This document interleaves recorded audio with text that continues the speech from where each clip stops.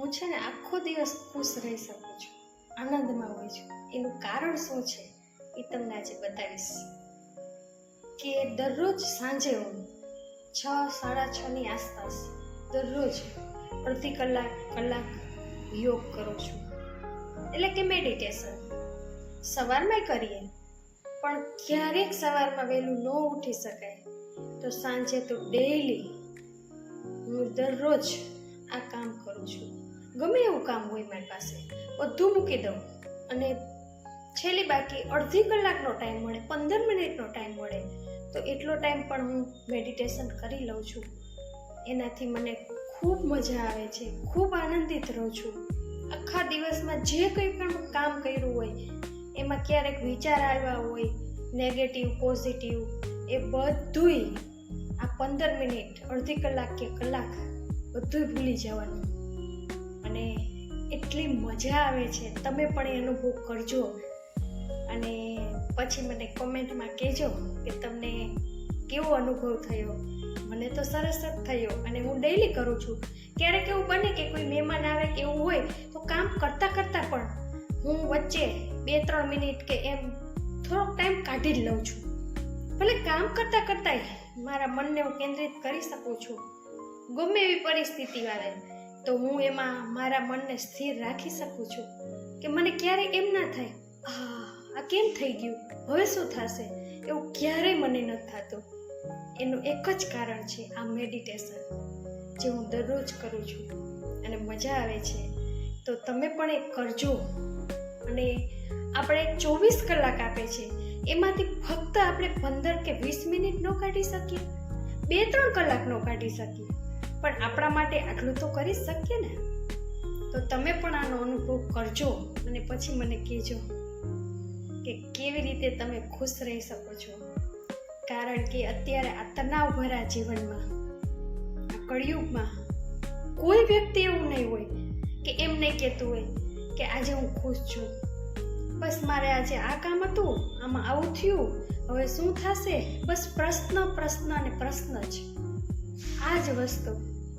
પણ એમાંથી બહાર નીકળવા માટેનો આ એક સરસ રસ્તો છે જે મને તો ખૂબ જ ગમ્યો. તમને પણ ગમશે તો તમે પણ તેનો અનુભવ કરજો. મેડિટેશન કેમ કરવું એ હું તમને આજે બતાવીશ. કે મેડિટેશન કરવા બેસીએ ત્યારે આપણું મન આમ તેમ બધી બાજુ દોડતું હોય છે. મનને કોઈ દિવસ તમે બંધ નથી કરી શકતા, વિચારને સ્ટોપ નથી કરી શકતા, પણ વિચાર તો સતત આવ્યા રાખે છે. એનું કારણ કે જે વિચાર આવે છે એ વિચાર તો સતત પ્રવાહ ચાલુ રહેશે, પણ એની જગ્યાએ આપણે એવા સારા વિચાર કરવાના. એટલી મિનિટ, 15 મિનિટ, 10 મિનિટ, અડધી કલાક, જેટલી વાર તમે યોગ મેડિટેશન કરો છો ને એટલી વાર તમારે મનમાં ખરાબ વિચાર આવશે, ઘણા વિચાર આવશે, આવવા દેવાના, પણ એની જગ્યાએ આપણે બીજા પોઝિટિવ વિચાર કરવાના. એટલે તરત પેલા વિચાર ત્યાંથી નીકળી જશે.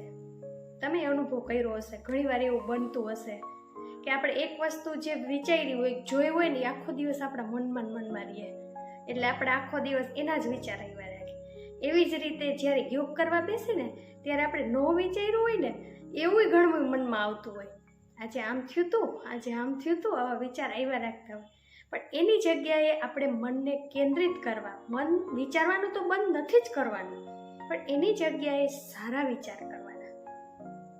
નેગેટિવ આવે એને આવવા દેવાના, પણ એની જગ્યાએ તમે તરત જ પોઝિટિવ વિચારવા મળશો ને તો ઓલા સ્ટોપ થઈ જશે વિચારો. એટલે આંખો બંધ કરવાની, મનને થોડીક વાર સ્થિર કરવાનું. સ્થિર તો નહીં જ થાય આવી રીતે, પણ ધીરે ધીરે પ્રેક્ટિસ કરશો ને એટલે જે વિચાર બીજા આવતા હોય ને આખો દિવસના એ બધા બંધ થઈ જશે. એની જગ્યાએ સારા વિચાર આવવા મળશે. અને વિચાર આપણે કેવા કરવાના એવો પ્રશ્ન થાય કે આપણે સારા વિચાર કેને કહેવાય? સારા વિચાર એટલે કે આપણે બધાને દુઆ દેવાની, આશીર્વાદ દેવાના. કે દાખલા તરીકે આપણે એક્ઝામ્પલ લઈ કે આપણે કોઈને સારું વિચારી કે એને કહેવાનું કે એનો આપણે ઘણા એવા પ્રશ્ન આખા દિવસમાં આવતા હશે અને કહેતા હશે કે આજે આને આમ થઈ ગયું, તો એના માટે આપણે દુઆ આપવાની એને. એટલે એવા સારા વિચાર કરશું ને કે એનું સારું થાય, એ સારું વિચારે, એ હંમેશા સારા વિચારથી જીવન પસાર કરે, એને આવું દુઃખ છે તો એક દુઃખનો સામનો કરવાની શક્તિ મળે, એવા વિચાર આપણે સતત આમ ચાલુ રાખશું ને તો પેલા નેગેટિવ છે ને એ બધા ખસતા જશે. કેમ પાણી આપણે ડોલમાં ડોરું પાણી હોય તો એમાં બીજું પાણી સારું નાખ્યા જ રાખી તો એમાં જે ગંદુ પાણી હોય ને ધીરે ધીરે બહાર નીકળી જશે.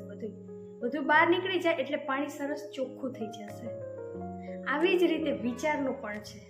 આપણી અંદર જે મેમરી છે ને એમાં કેટલું ભર્યું છે, ખાલી ક્યારેય ના થાય. રાતે સૂતા હોય ત્યારે ચાલુ જ હોય છે, એ બંધ નથી થતું ક્યારેય.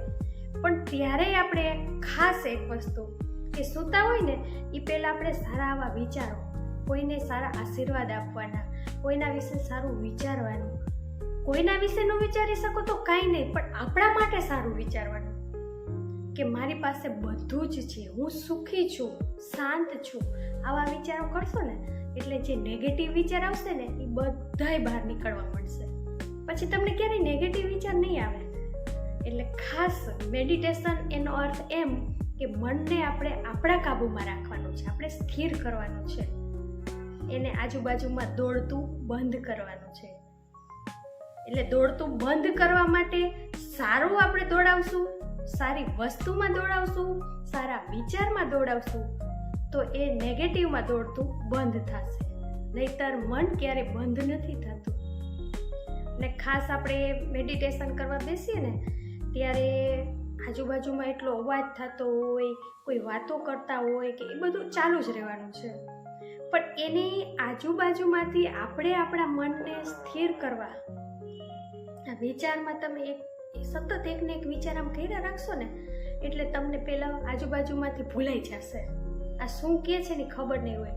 તમે એવો તો દિવસમાં અનુભવ કરતા જશો ઘણી વખત કે તમે કોઈ કામ કરતા હોય ને તમે એમાં એટલા તલ્લીન થઈ ગયા હોય ને કામમાં તો બાજુમાં કોઈ કહેતું હોય ને એ તમને ખબર ન હોય. આ એક પ્રકારનું મેડિટેશન જ છે કે તમારા મનને તમે એ વસ્તુમાં કેન્દ્રિત કરી દીધું છે. આ જ વસ્તુ આપણે કેન્દ્રિત કરવા માટે મેડિટેશન દરરોજ કરવું પડે છે કે આપણા મનને દરરોજ એક જગ્યાએ સ્થિર કરવું પડે છે. એટલે તો મન તો ગમે ત્યાં પહોંચી જાય, અહીંયા હોય તો દિલ્હી ને અમેરિકા ગમે ત્યાં પહોંચી જાય, પણ એને અહીંયાથી પાછું લઈ આવવાનું છે. એટલે તમે આખો દિવસ ખુશ રહી શકશો અને આમ દરરોજ આમ પ્રફુલ્લિત રહેશો. અને સવારમાં મેડિટેશન કરવા આપણે જેમ મોબાઈલમાં કેમ ચાર્જિંગની જરૂર પડે છે એમાં આપણા મગજને ચાર્જિંગની જરૂર પડે છે. એટલે આવા સારા સારા વિચારો અંદર નાખ્યા રાખશું ને એટલે આપણી બેટરી ચાર્જ રહેશે. એટલે ક્યારેય બેટરી લો નહીં થાય. આખો દિવસ તમે વહેલા ઉઠ્યા હશો તોય ભલે તમને આખો દિવસ કામ કરવાની મજા આવશે. ક્યારે ઊંઘ નહીં આવે કે ચાલો આજે હુઈ છે બપોરે, સવારે વહેલા ઉઠ્યા હતા નહીં આવે, કેમ કે સવારે બેટરી ચાર્જ થઈ ગઈ છે તમારી. અને આખો દિવસમાં એ બેટરી વપરાય એટલે પાછી સાંજે ચાર્જ કરવી જ પડે. એટલે સાંજે ચાર્જ કરવા માટે આ મેડિટેશન સાંજે પણ કરવાનું છે. એટલે ખાસ કરજો. જે પણ અનુભવ તમને થાય એ બધો પાછો કોમેન્ટમાં મને કહેજો કે કેવો અનુભવ થયો. એટલે ખાસ આજે મેડિટેશન માટે આટલું કહેવાનું હતું. હું કેવી રીતે કરું છું એની પણ ક્લિપ અંદર તમને મોકલી દઈશ. એટલે તમે જોઈ લેજો કે આવી રીતના કોઈ પણ એક જગ્યાએ બેસી જવાનું છે. એવું નથી કે એના માટે સ્પેશિયલ જગ્યા બનાવવાની, સરસ સુવિધાવાળી કોઈ જરૂર નથી. મનને તમે કિચડમાં હોય તોય ભલે અને કોઈ એવા ફૂલોની ગાદી ઉપર બેસો તોય ભલે, પણ મન જેને જ્યાં જવું હોય છે ત્યાં જ જશે. એટલે એને કેન્દ્રિત કરવા માટે, પાછું લાવવા માટે, સારા વિચાર કરવા માટે કોઈ જગ્યાની જરૂર નથી. ગમે ત્યાં તમે કરી શકો છો. કોઈ પ્રસંગમાં ગયા હોય તો અહીંયા પણ આપણે ખુરશી ઉપર બેઠા બેઠા 5 મિનિટ તો આપણે આટલું કરી જ શકીએ. હું કરું છું, મને મજા આવે છે અને મને એનો અનુભવ થયેલો છે. એટલે મને એમ થયું કે ચાલો બધા સાથે આ શેર કરું. તો તમારો અનુભવ પણ મને કહેજો.